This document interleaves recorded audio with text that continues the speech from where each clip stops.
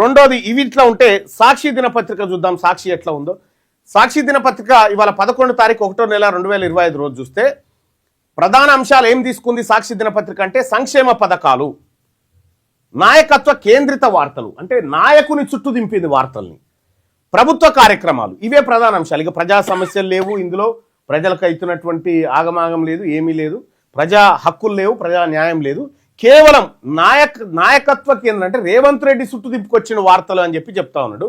సంక్షేమ పథకాల గురించి గొప్పగా చెప్పింది, ప్రభుత్వ కార్యక్రమాలు ఉన్నాయి. విశ్లేషణ లోపలి పేజీల్లో చూస్తే లోపలి పేజీల్లో పేదల కథనాలు ఉన్నాయి, కానీ వ్యక్తి పార్టీ ఫ్రేమ్ డామినేట్ చేస్తూ ఉంది. లోపల పేజీల్లో పేదల కథనాలు ఉన్నాయి, కానీ వ్యక్తి పార్టీ ఫ్రేమ్ డామినేట్ చేస్తూ ఉంది. నిర్మాణాత్మక విమర్శ పరిమితంగా ఉంది. నిర్మాణాత్మకమైనటువంటి విమర్శ చేయాల్సినటువంటి పత్రిక అంత సీన్ లేదు, ఈ పత్రికకు చేసేంత సీన్ లేదు, విమర్శలు తగ్గించుకుంది, ఇటు ప్రభుత్వాన్ని పొగుడుతూ ఉంది సాక్షి దినపత్రిక అనేది చాట్ జీపీటీ చెప్తున్నటువంటి విశ్లేషణ. ఇంకా భాష మృదువైన కథనాత్మక, మృదువైన భాష, ఎందుకంటే పొగిడినప్పుడు మృదువుగానే వాడాలి కదా, కఠినంగా వాడడానికి లేదు. సో ఇక పక్షపాతం ఎట్లుంది, ఇది ఎవరికి పక్షపాతం ఉందంటే ప్రభుత్వానికి అనుకూలంగా ఉంది.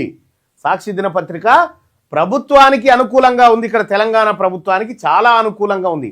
ఆయన రెడ్డి ఈయన రెడ్డి, రెడ్డి ప్రభుత్వానికి రెడ్డి పత్రిక చాలా అనుకూలంగా ఉందని చాట్ జీపీటీ చెప్పింది. ఇది మన సూత్రం కాదు, మన లెక్క కాదు, ఇది సాక్షి దినపత్రిక కథ. ఇక